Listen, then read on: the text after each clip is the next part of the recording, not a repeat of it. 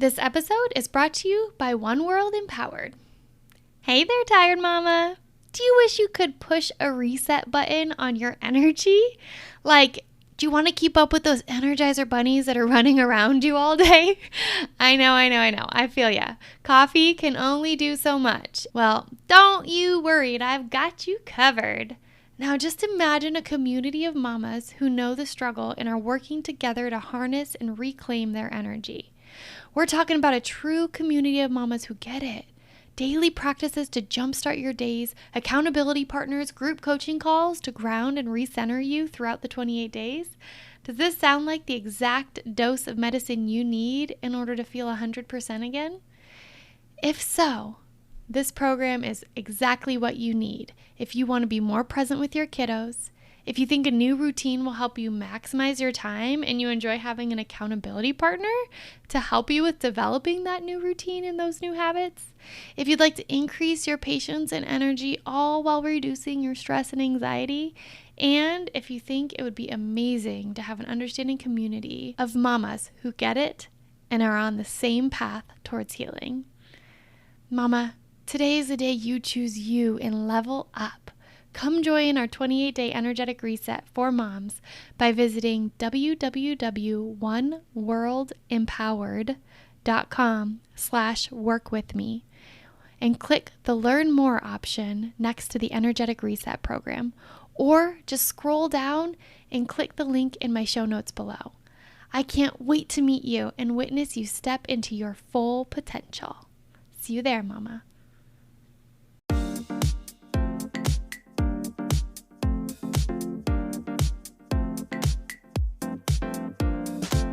You're listening to the Empowered to Heal podcast. I'm your host, Dina T, and I'm so excited to take you on a journey through stories of everyday experts as we share the ways we've harnessed the power inside us to improve the quality of our lives and the health of our minds.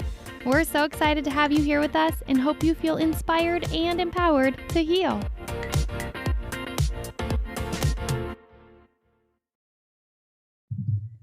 Hello, you beautiful souls.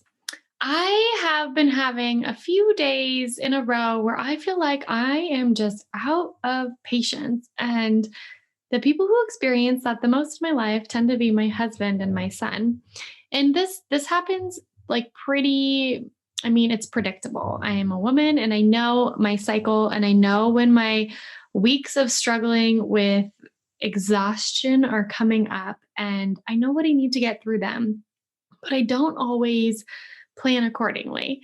And as I have gone through this week of just being tired and exhausted, struggling with migraines and just a lot of physical sensations that don't feel good, my tolerance has been waning. And my poor baby boy gets the end of that in moments where I just feel like I don't have the patience to be exactly what he needs me to be. And it's in moments like that where I think about people who are full-time caregivers. Right now, amidst a pandemic, it is pretty common for parents to be juggling work and raising their kid. We are in a blessed situation where our son has preschool opportunities that are safe for him amidst this pandemic. And so I have my days to focus on my work. But there's other times where people don't have these days. And I just came from a field where I gave a lot of my energy to other people all the time. And then I'd come home and I'd have to find reserves of energy for my family. And I was thinking about how right now it's like winter time, and typically my grandparents come into town from Iowa as snowbirds and they stay with my parents. And my parents help care for them for a few months on end. And because of the pandemic, they're not here this year, which is like the first year out of as long as I can remember since being a little girl that they're not here. But the amount of energy that goes into caring for them at this stage of their life is a lot. There's a lot to be provided around managing their emotions and depression and anxiety and overwhelm and frustration and being tired and medical appointments and just so many things all coupled together that can really weigh on a caregiver. And I came across this woman somebody who I had spoken to about my podcast, had listened to the podcast and shared that they knew this lady, Patti LaFleur, who would be a beautiful person to invite as a guest on the podcast to talk about being a caregiver.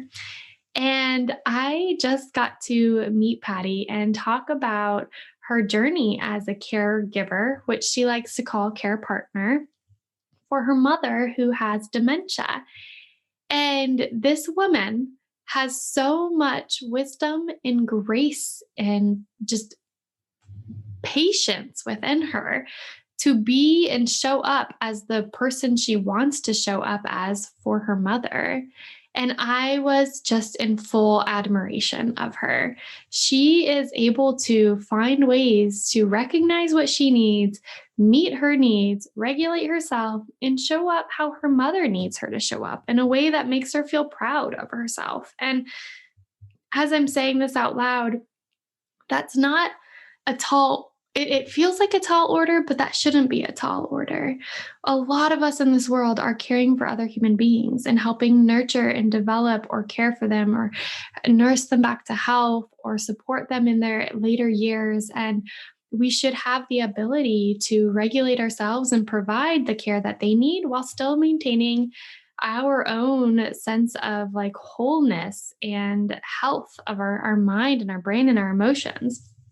And so today we have Patti LaFleur joining us on the podcast to share a little bit about her caregiver journey, how she found herself in that role, and what she needs to do, the mindset she needs to have, the framework she operates from, the organization of her day, and the support system she needs in order to be a care partner for her mother in a way that she's proud of and that she feels like honors her mom and what her mom deserves.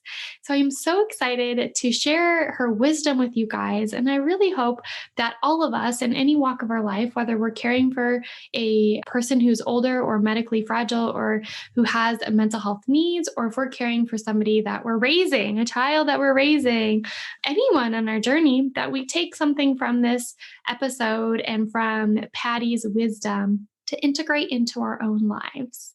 I truly, truly hope that you are inspired in your own healing journey throughout this episode. So without further ado, here is Patti LaFleur. Hi there, Patty. Thank you so much for joining the Empower to Heal podcast. Thanks for having me. Yeah, it's an honor to have you on here. I know that I've only just recently met you, but the work that you do with your mother, taking care of her and being her full-time caregiver is just absolutely inspiring. And so I'm really eager to learn from you what that is like and what you've learned through that journey. I know personally people in my own life who are caregivers to family members. It is a whole different world than what they like anticipated or expected when they signed up for it.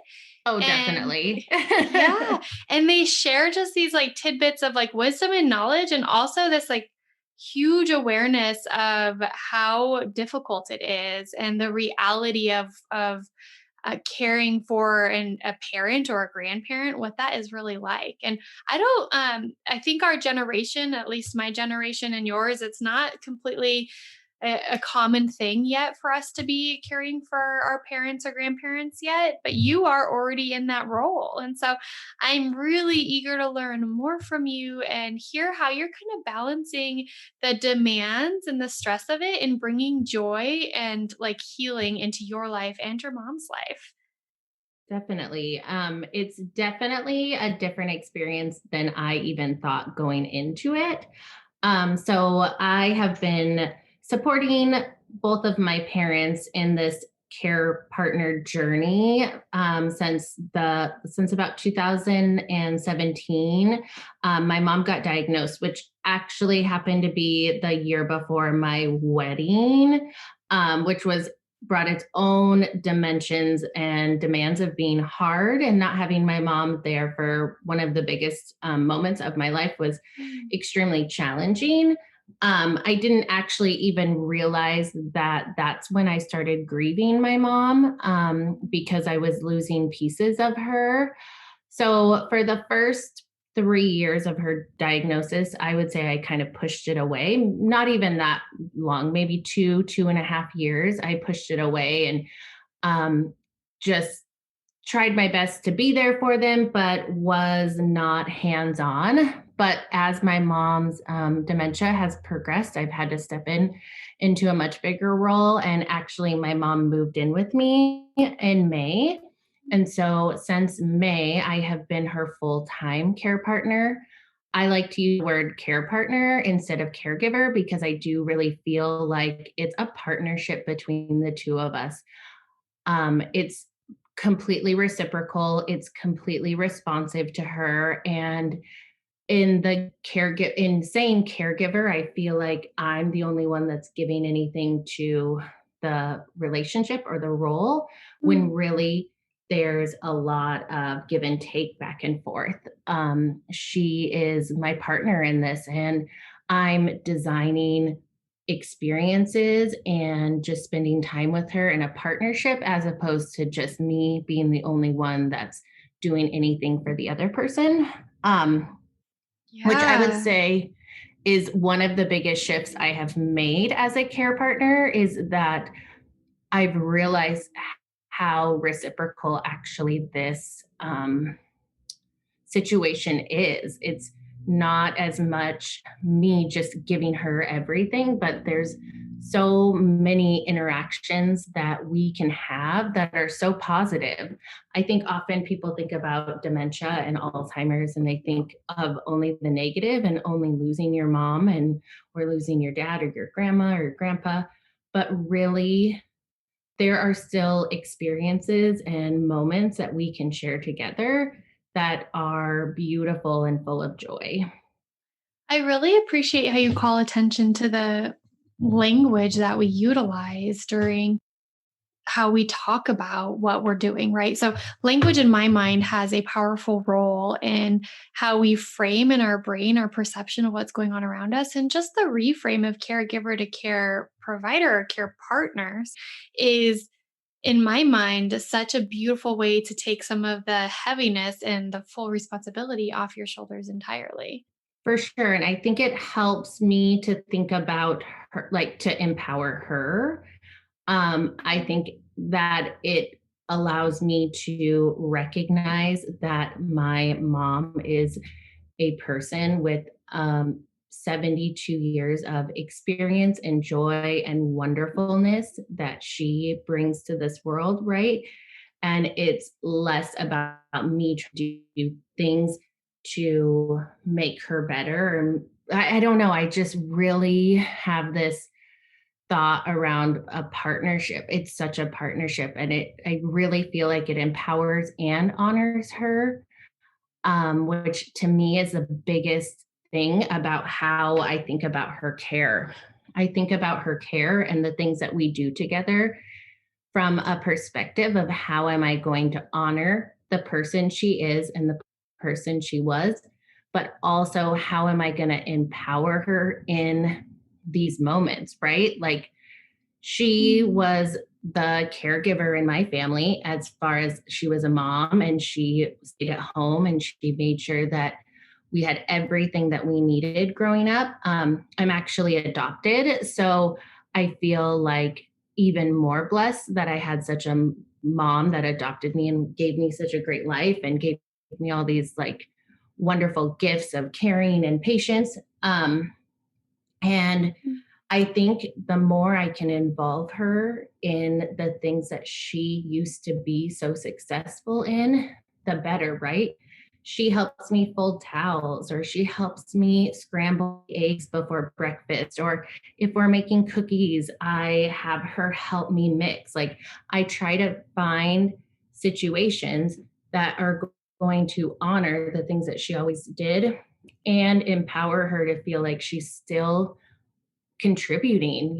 That to me, Mm. if I think about myself in the future and if I have dementia or Alzheimer's or something, like, what do I want? I want someone to involve me in this caring, involve me in this partnership, and involve me in things that I'm still able to do? Mhm. What a wonderful philosophy to to provide care from. And that's a philosophy that we think of when we're raising like children. But when you think of the flip side of that and you're trying to care for your parent or your grandparent, you can kind of be overwhelmed with emotion or frustration in the word you used earlier, grief, right? Yeah. Grief of who grieving who they were before and who they are now. How do you keep your mind strong and anchored in the perception that you want to, like, the person you want to be for her versus letting those emotions kind of take over how you engage? I really, there's kind of two things that I think of when you say that. I want to be completely honest. I mean, there are days when the emotions do take over, right? There are days when I've asked her to like pull up your pants and then she's not understanding what that means. And then I'm saying it multiple times. And those are the moments that break me the most, is because she's the person who taught me how to pull up my pants. So it's such a flip side of trying to help her in that situation is heartbreaking, right? So I do want to name that I definitely am not always sure about it, but overall, I just think about quality of life. I am so fortunate that I was adopted and my quality of life was so high that I just feel like it's my opportunity. And I am so fortunate that I've been given this opportunity to provide this high level of care, I would say, for my mom in thinking about who she is. So I just don't let the emotions take over. And then I get so caught up in the day to day around things. But also, I mean, having some self care and having a positive partnership with my husband as well. So when I do have those breakdown moments, they're not in front of her, they're with my husband. I'm able to separate that. And I think that's Mhm. another key, is being able to separate that, like, this is sad and I am grieving every day because I'm losing a part of mom every day. Mm. But that doesn't mean that the sadness needs to take over my responses to her. That just means that I can use that sadness actually to even do a better job in my care, right? Even enjoy the moments, because although they're hard, there's a lot of hard ones, the moments of joy are so joyous. And I am so fortunate that I get to share those with her. Mm. As you're talking about that, part of my brain goes to the place of, like, how did you decide that you had the ability emotionally and physically, tolerance wise and energy wise, to move your mom into your home? How did you make that decision? What went into weighing that out, that this was going to be a good fit and that this was going to be in her best interest? I'm going to be honest, we didn't really have another choice in the moment. My She was living with my dad, and my dad had ended up having to go to the hospital, and she required 24-hour care. Mm. And at that moment, it was a choice, right? She was going to move in with us. I mean, I remember even calling my husband and saying, like, this is what's going on. And he's like, okay, so your mom's going to come home with us. Like, I hadn't even said that yet. And he had been like, no, that's what we're doing. And then Wow. she was living with us for about a week while he was in the hospital. And then he had gotten out of the hospital and was recovering. And I wanted to keep her with me, like, for that time so he could recover. And then that time came, and my husband again just approached me and was like, I think that the best place is for your mom to live with us. I think that we have the space and the ability to do this, as long as you feel like you do. And it was Wow. just never really a choice. And I remember saying something to him, even like, I'm sorry, this is what's happening, or I'm sorry to put you in this position. And he's like, it's not putting me in a position, it's what we have to do. I, so I was like, oh, okay, you're right. Like, this is what we have to do. And then we kind of thought maybe it would be more temporary. But After getting in it, my relationship with my mom is really positive and always has been really positive. So that kind of it makes it easier. Mhm. But also, and just really thinking about what kind of care my mom needs and what kind of care I can provide or what kind of care would be provided in a different situation. I mean, there was just no question that she was going to stay with us. Mm. I have been able to add in, we do music therapy on Zoom, we do art. So we do music therapy once a week, we do art therapy once a month. We are in little Zoom groups with different senior centers. So we're connecting with people in her age range. I just realized that the opportunities I wanted to provide for her would best be provided in a one on one situation. Not saying that care facilities are not the right place for some people. My dad is in a care facility and it's great for him because Yeah. he can advocate for himself. My mom is so easygoing that I just could imagine that she'd sit in front of a TV and they'd check on her and she'd be like, I'm doing good, and it wouldn't she would just be happy as a clam anywhere. And I just know that I want to keep my mom cognitive abilities here for as long as possible. Mm. And so I was able, patience wise and space wise and financially, and just in my drive to make sure she has the care and activities that are appropriate for her, I just knew that I could provide that for her. I absolutely adore how you give so much credit to your husband in kind of setting up this framework of this is just how it's going to be and it's going to be good and we can do this. The power behind having a support system behind you, especially like you and your husband are doing it together, right? Like you just Yeah. got married and your mom's Yeah. moving in with you. There's no like just the two of you kind of living life. It's immediately stepping into this role. And he did it with open arms. And he did it in a way that made you feel like we're taking this on because it's out of love, not out of burden, not out of just pure necessity, but because it's we can do a good job together. And that type of support system there, Exactly. yeah, that support system can really set your brain up to get through any type of hard situation. For sure. I mean, I always knew he was a great husband, right? But this has just shown me that he is an incredible husband. Like the no hesitation. And, he, there were some safety things in our house that we had to take care of to have an elderly person in our home. And Mhm. he did all of them for me with no questions and was super supportive of all of it. And it's actually been really cool to see my husband and my mom's relationship too. Like that part has been such a blessing and so fun for both of them to get to connect with each other in a way that they hadn't been able to before. And even when I say things like, I'll be like, I'm sorry that I can't do this right now. And he will just say, like, I have the rest of my life with you. Like, your time with your mom is limited, which I think is such a powerful thing to have a partner say.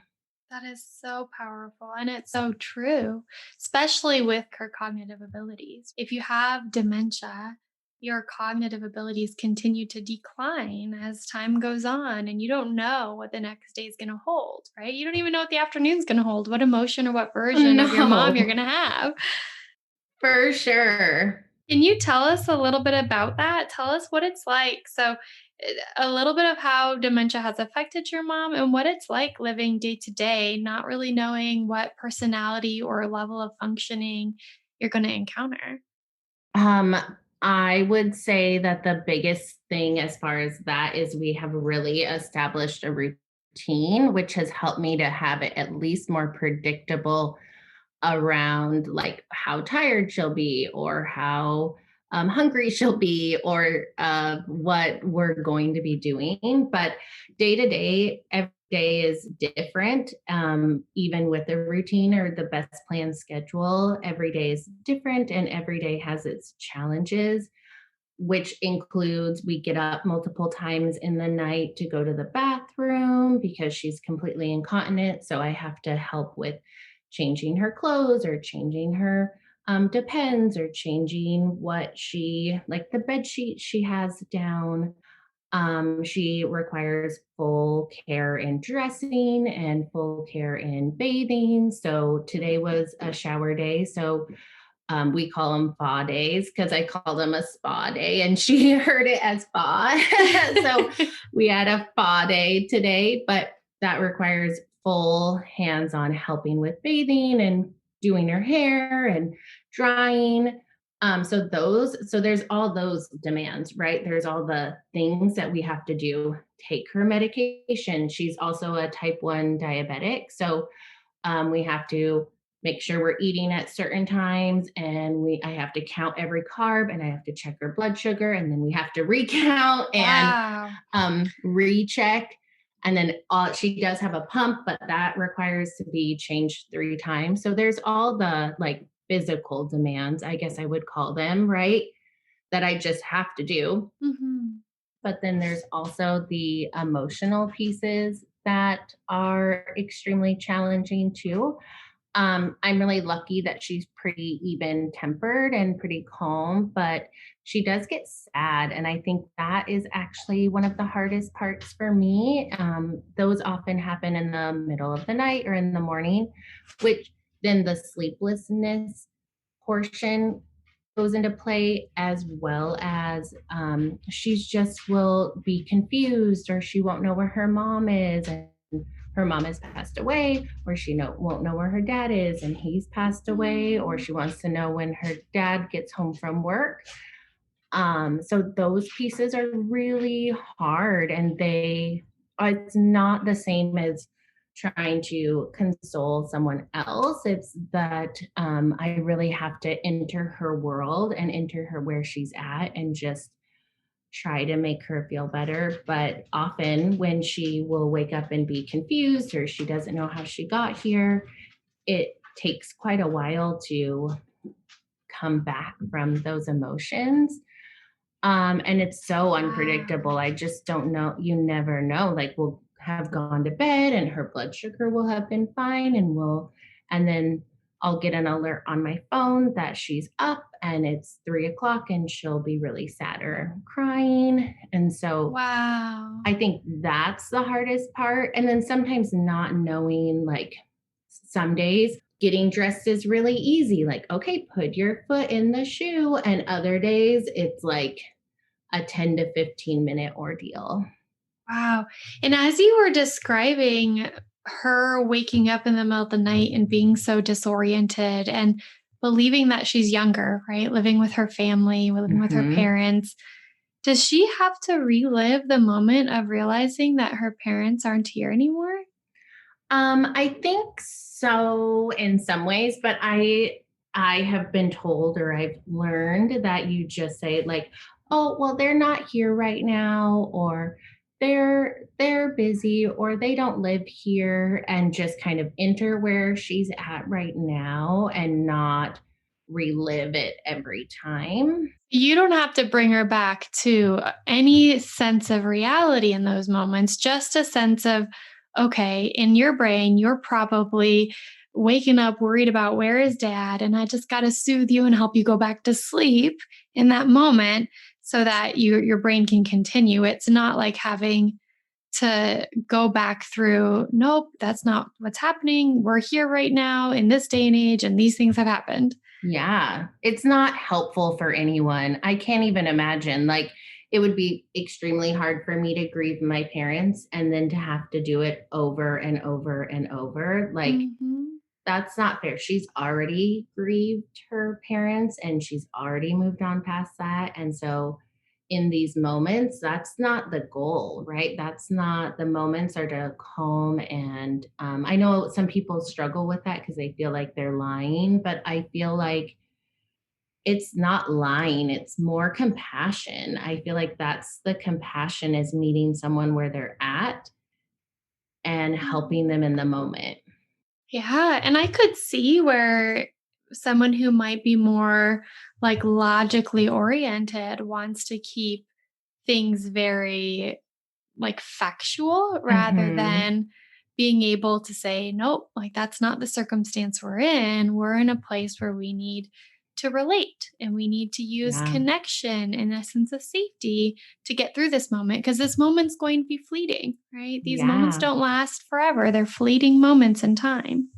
Totally. And I think that that piece that you're bringing up about connection, it kind of brings me back to when you were asking, like, why did you decide for your mom to live with you? And I think because to me, the connection is such an important part. And because I already have such a strong connection with her, that I'm able to keep her here. Whereas if she had gone into a care facility, she'd have to try to make some connections. And I just think connections are such an important part of maintaining her cognitive levels right now. And so my connection with her is even just helping that at a baseline. Hmm. And do you find that when you are able to emotionally connect with her, that the ebbs and flows of if she's based in reality or if she's lucid or not, it helps those? Yeah, I think so. I mean, she oftentimes will call me her friend, like her really good friend. And so that makes me realize that she's not totally in reality because she's not able to name that I'm her daughter. Mhm. But she does name by calling me her really good friend that we have a really positive connection. So even if she's not in the moment or in the reality, she's able to identify that we have a positive relationship. And I think that that is amazing. I remember sharing that with one of my friends in the beginning of my journey. And she goes, how cool. Like, for someone to be your really good friend. And then I will remind her, like, and I'm your daughter, like, just remind her to be like, how fun. And she gets so excited when I say that. And it's like, and my friend was saying it's so cool for her, for my mom. She gets to think, like, she gets to learn every day that her really good friend is also her daughter. Like, what a celebration, you know? Yeah. Everything that you're sharing today, Patty, is really powerful in the way of like having a strong mindset. So you entered into this journey of being a care partner for your mother with a strong mindset and a strong support system. And every hard thing that comes your way, your how you speak, the language you pair it with, and the reframe of situations that you utilize puts it into a perspective of blessing and opportunity and connection and relationship and joy rather than a lens of heaviness and overwhelm or exhaustion or fear. And I'm just so baffled by your ability to have that strength in the midst of big stuff every single day. And I want to go back to that. Like, is this part of your personality and who you are, or is this a buildup of a lot of work throughout your life to have a strong like cognitive thought process of how you interact and engage with the people around you and how you see the world? I would say that it's both. I mean, I feel like I'm a pretty strong lady. And I think that that was all my mom's love and care, right? We always processed our emotions together. I was always supported in everything that I did. She always showed compassion and love and selflessness to me. So I had an incredible role model. So then that was reflected in my personality. But even with a strong personality, I think that there is a ton of learning and growing that I've done. One of the biggest pieces actually has been I'm also a kindergarten teacher. And so I work in a building with a high Title I population. So a lot of students are low income. And we've done a lot of work around trauma and resiliency and the impact that that has on the brain. And so a lot of Mm. the things that I have learned and a lot of the things that I have put into practice with my students in my class, I'm able to use in my own life as far as like mindfulness and self regulation and being able to, I'm really good at being able to identify when I feel like I'm going to get frustrated or I feel like I'm going to get, we call it flipping our lid in kindergarten. I feel Yeah. like when I'm going to feel that way, I'm able to step away. And so I think it's a combination of love and kindness that was given to me. I have such a strong support system and friendships and a supportive partner and relationships. And then I've gotten a lot of this great learning through my career, and then I just think that it's a combination of all of those things. I think that even with the strongest personality or the most drive in the world, there's always learning to have. And I think emotional self regulation is one of the biggest things that I've learned. And it's definitely positively impacts all of my relationships. I think it's funny because I could have guessed this that you have trauma training. You pointed out that you have trauma training, and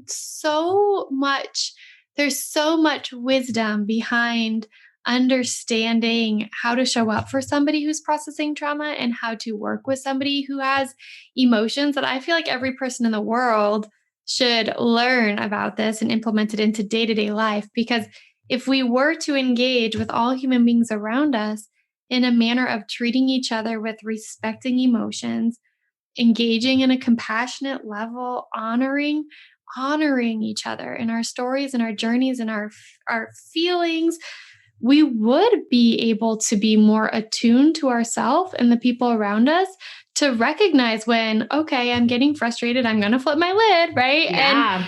And treat that so that we can show up whole for somebody else. A lot of times we're wandering this world doing big things like caring for other people, raising children, stepping into big situations.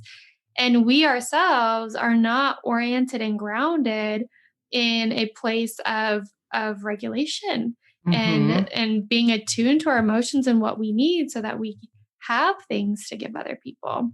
Yes, I agree. Yeah, I could so appreciate that you are providing care for your mother through that perspective and that it comes off as a way of living for you, as a way of Mhm. engaging with human beings as a whole. Yes, I think that it is so powerful and is the way to respect yourself and respect the people that you're interacting with, and just giving people the space to know that they're going to feel their feelings and I can let them feel their feelings, but I'm here for them when they're ready. I think just that whole perspective helps me in interacting with my mom and being able to put my feelings to the side some of the time to get the job done, but then also to like let myself feel the feelings too. Yeah, sometimes we have to tuck the big feelings away for a moment if we need to get through a big situation and then be able to circle back, right? Circle back and address Exactly. them. Exactly. And it gives me tools for when I do have those moments when I'm not showing up as my best self to my mom, to knowing that I'm just going to engage in a repair conversation with her, just like I would with anyone else, right? Like, I'm going to lose my cool. I do lose my cool, right? I've asked her to pull up her pants 10 times and she hasn't, but I can step away for a minute and then I can come back and we can still have a repair conversation. Even if she doesn't remember that that happened, I can still repair what happened with her. You know, it might just be a repair for me, but it might be a repair for her too, even if she doesn't remember, because she knows I'm going to talk to her from a place of respect. Mm. And when you say repair, like that's an opportunity to come back together and talk about it and leave on a note of having a feeling, a mutual feeling that things are okay, right? That there's Mhm. respect between the two of you. And when I hear repair, we can change the language a little bit and have moments of talking about the humanity that we are, right? Like we are humans. That was a Yeah, human moment. I'm sorry I got upset and frustrated. I needed to take a step away and I shouldn't have said X, Y, and Z and validate the exactly. feeling of the other person. Exactly. And even if she doesn't remember what happened, like having that conversation isn't going to be negative, like bringing up something negative that happened in the repair or the apology isn't going to trigger anything with her. Like it's still supportive for our relationship. And repair conversations, I don't think get enough airtime. No. Like I think that the ego and um embarrassment or that need to be right can oftentimes interfere with our ability to have a humble moment and practice humility Mhm. and if it's no matter a child or an adult or someone you're caring for or a stranger, any person in your life deserves the opportunity to do that. And it's teaching that other person too. Like it's Yeah. practicing how to have normal, natural relationships that have ebbs and flows because every relationship is going to have those moments. Exactly. I also feel like that's why I am so public with my journey with my mom, um, because I think that that's helpful for people to see that although she has dementia, we have a relationship that is responsive and respectful. It doesn't mean that I need to talk to her like she's a child, or, I mean, not that I don't even like saying that because I don't talk to children like they're children, right? Like I talk to people like they're people. Mm. And I think that I'm so public with my journey because I want people to see that she is still a person that I love and admire and is my role model.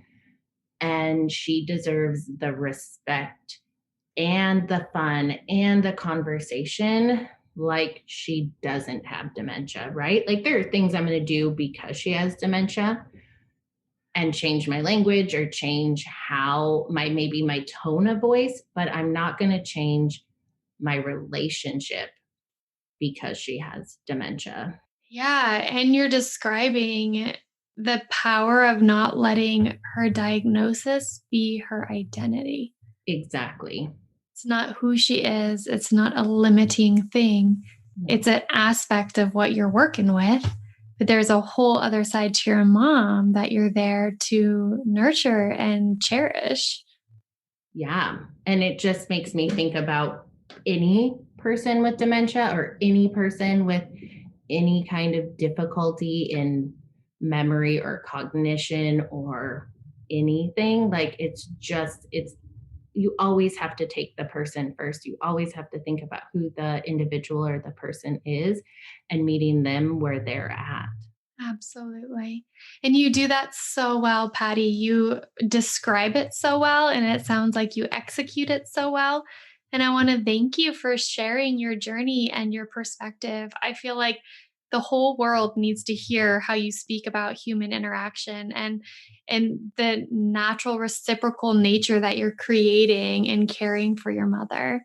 Yeah, I feel really fortunate that I have this mindset in caring for her. So thank you for letting me share that out. Mhm.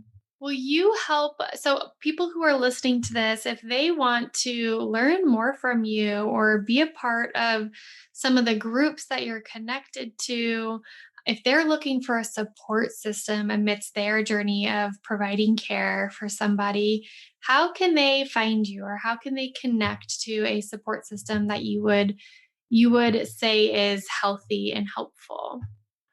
So yeah, that is a great question. So when I was looking for support systems, when I first started supporting my parents, I went to a couple support systems, like support groups, and they were a lot of spouses that were caring for their significant other. So there was quite a difference in ages. So what I realized is there are a lot of people in my age range, I would say 20 to under 40, that are caring for a parent or caring for a grandparent.